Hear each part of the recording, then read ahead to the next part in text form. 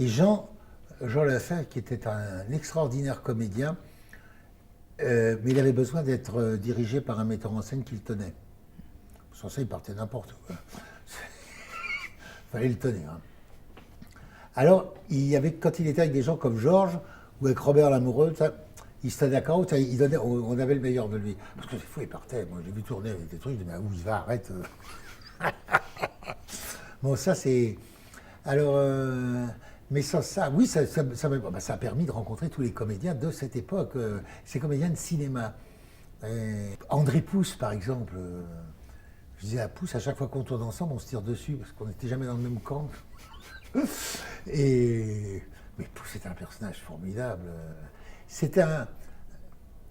Voilà, c'était des gens qui étaient des Parisiens ou des franchouillards de cette époque, mais qui la représentaient bien. Alors, est-ce que c'est la nostalgie de ce temps que j'ai en moi qui me fait dire que... Mais quand je parlais tout à l'heure d'autres cinéastes qui étaient considérés par la critique comme des génies du cinéma, ils ne m'intéressaient pas du tout, ces gens-là. Ça me... Alors, ils ont peut-être certainement beaucoup de talent, mais ce n'est pas un talent qui me donnait des émotions.